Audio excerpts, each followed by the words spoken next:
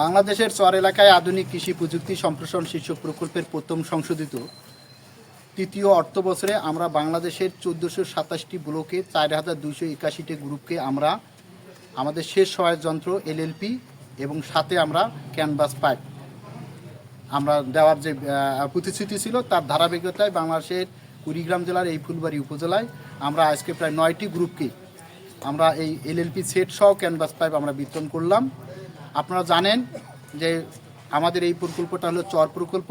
এখানে আমাদের যে ড্রাই সিজনে আমাদের পানি স্বল্পতার কারণে ফসলের যে ব্যাপক যে একটা ঘাটতি থাকে পানির, সেই ঘাটতি লাঘব করার জন্য আমাদের এই প্রকল্প আপনাদের প্রতিটি গ্রুপ, বিশেষ করে ৩০ জনের গ্রুপ, যেখানে ১০ জন মহিলা ২০ জন পুরুষ থাকবেন, সেই গ্রুপকে আমরা কিন্তু আমাদের এই এলএলপি সেট সব আমাদের এই ক্যানভাস পাইপ, বিশেষ করে ১,০০০ ফিট ক্যানভাস পাইপ আমরা যেখান থেকে আমরা ১,০০০ দূরত্বের পানি আমাদের ফসলের ক্ষেত্রে দিতে পারি, সেটার আমরা সার্বিক যে সহযোগিতা এই প্রকল্প দিচ্ছি। তার ধারাবাহিকতায় আমরা ফুলবাড়ি এবং সামনে আগামীকাল আমরা নাগেশ্বরী ভুরুঙ্গামারিতে আমরা এইটার কার্যক্রম শুরু করব। তো আমি মনে করি আমাদের যেহেতু এই ফুলবাড়ি উপজেলায় বিশেষ করে ৯টি গ্রুপকে আমরা এইবার ৯টি মেশিন সেট দিচ্ছি, কিন্তু আমার মানে এটা সামনের দিনে আমার প্রত্যাশা থাকবে যে আমরা শুধু এই এলাকায় না, আমরা যে এখানে ২৭টা গ্রুপ আছে, এই ২৭টা গ্রুপকেই আমরা এই মেশিনগুলো বিতরণ করব পর্যায়ক্রমে।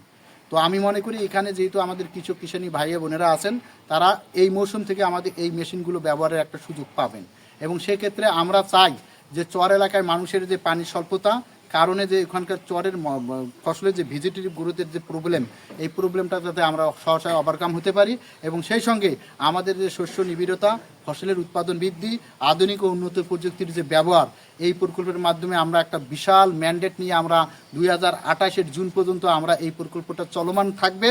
এবং তার ধারাবাহিকতায় আমরা যে শস্য নিবিড়তা সহ ফসলের উৎপাদন বৃদ্ধির লক্ষ্যে আমাদের যাতে পানির কোনো ক্রাইসিস, পানির কোনো স্বল্পতা যাতে না থাকে, তার লাঘবের জন্য আমরা এই মেশিনগুলো আজকে এই ফুলবাড়ি উপজেলায় আমরা বিতরণ করছি।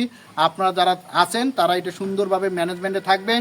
এখানকার গ্রুপের আমরা একটা কমিটি করা আছে, এই কমিটির মাধ্যমে আমরা এই মেশিনটা সুরক্ষিত রাখবো। আমাদের মাঠ পর্যায়ে উপসহকারী কৃষি অফিসার আছেন, তারা এগুলো দেখভাল করবে। আমাদের সার্বিক মনিটরিং করবে উপজেলা কৃষি অফিসার, যার নিখুঁত তত্ত্বাবধানে আমাদের যে চরের যে ম্যান্ডেট, এই চরের ম্যান্ডেটকে আমরা বাস্তবে আমরা যাতে কার্যকর করতে পারি।